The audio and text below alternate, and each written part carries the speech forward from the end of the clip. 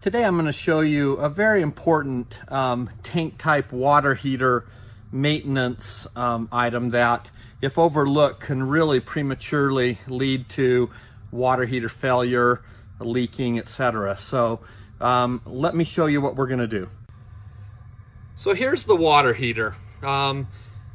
Every year I just put a kind of a reminder in my phone so I don't forget this, but I like to drain my water heater and perform one maintenance item. So in order to drain it, you can see I've got this hose already connected to my water heater that I just leave on there, and it runs down into this drain. To drain the water heater, you open this valve. I just get a flat blade screwdriver, open that. I like to shut off the inlet, the water line coming into the water heater tank, and I also like to turn the gas valve off while doing this service. And then let that drain, and I like to go open a nearby faucet, hot water side of the faucet, to relieve pressure on the system that just kind of aids in the draining. And then the primary thing that I'm going to service, I don't know if you can see this, but up here on the top of the water heater, down in here, is there's a magnesium rod that runs down into the water heater.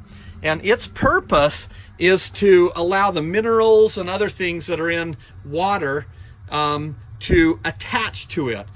If that rod wasn't present, those minerals and other things in water would eventually attach to the tank, and over time potentially eat away at the tank and cause leaking and premature failure.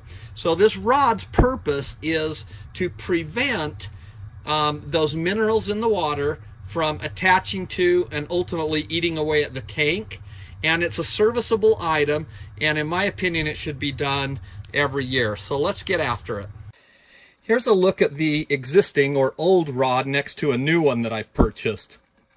Even though the old one is in pretty good shape and still has a lot of material left, my routine, my kind of practice is to just replace it annually.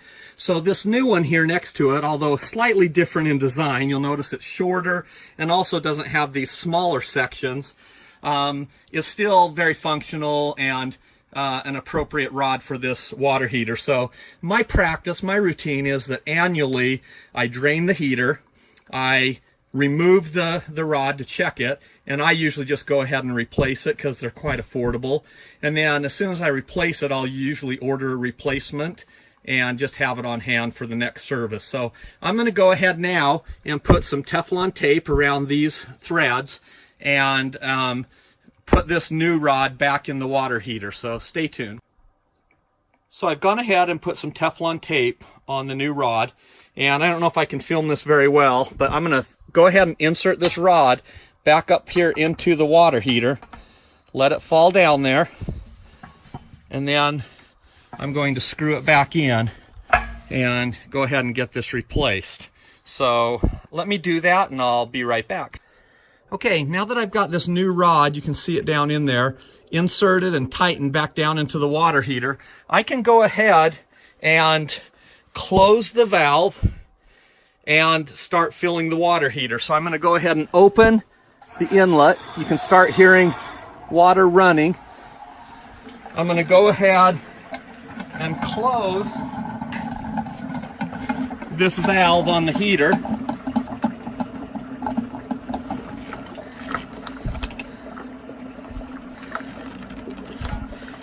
I'm going to go ahead and open my gas line. And before lighting the pilot, I'm going to let that water tank fill up a little bit.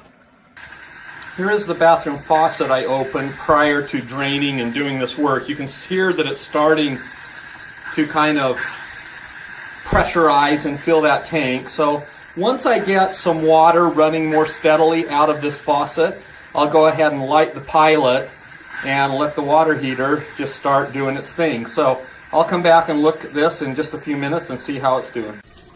As you can see, now that the water from the hot side, I only have the hot side of the faucet turned on, is coming out pretty steadily and without a lot of air pressure, that tells me that the tank is pressurized to the point where I can safely light the pilot and get it going. So I'm going to go do that now. So as you can see, I turned the dial to the pilot setting, depressed it, and then pressed this button to light the igniter.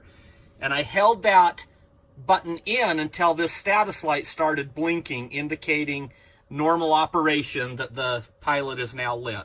So now everything should just get back to normal once, you know, time passes and this heater has time to heat the water in the tank. But that's the process, and I highly advise everyone to have that done or to do it themselves. So hope you find this helpful. Thanks.